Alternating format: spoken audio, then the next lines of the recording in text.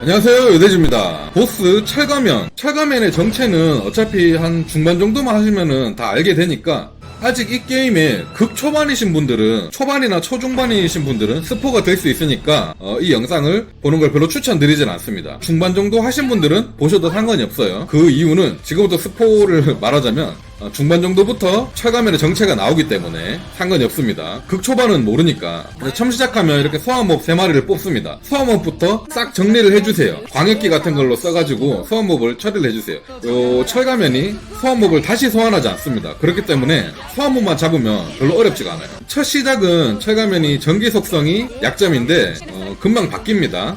그래서 속성은 다양하게 들고 와주시는 것을 추천드릴게요. 시작하자마자 스택 최적화를 해가지고 극딜을 막 퍼부어주세요. 광역 공격 같은 거에서 그냥 다 때려 박아주시고 사바트를 이용해가지고 쫄을 최대한 많이 처리를 해주시면 좋습니다.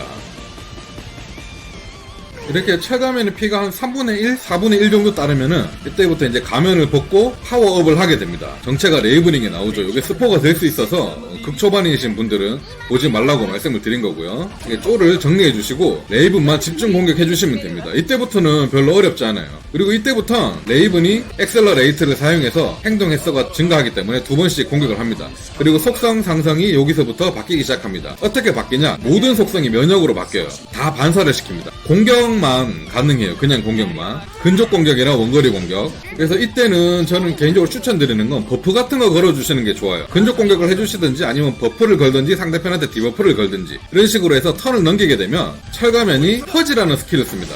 보시면 퍼지 옆에 파란색이 있죠? 얼음 표시. 얼음 마법 관련 퍼지를 쓰면은 저 녀석이 얼음 약점이 됩니다. 보시면 얼음이 약점이 되죠? 그렇게 되면 나머지 애들은 다시 뭐 버프라든지 힐 같은 걸로 피 여유있게 채워주시고 얼음 마법 가지고 있는 사람이 공격을 해주시면 됩니다. 그러면 데미지가 세게 들어가요. 나머지 사람들은 뭐 힐 같은 거 여유있게 해주시면 되고 아니면 만능 속성으로 공격을 해주셔도 되고요. 그리고 중간에 철가면이 리밋 오버라고 해서 힘을 모읍니다. 그 다음 턴에 세게 공격이 오는데 그 다음 턴 공격이 만능 속성으로 공격을 해요. 그러니까 튕겨내는 스킬 쓰지 말고 그냥 무조건 가드로 막아주세요. 만능 속성으로 이렇게 공격을 하는데 그렇게 강력하진 않았습니다. 한 250에서 300 정도 광역으로 담았습니다.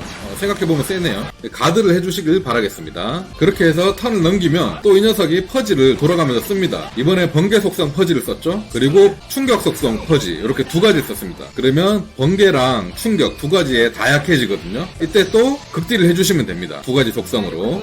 스택 최적화도 자주 써주시고 저는 충격 속성으로 딜 한번 해주시고 데미지 엄청 들어가죠. 또 번개 속성으로도 공격해주시고 이런 식으로 약점만 골라가면서 잡아주시면 금방 잡습니다.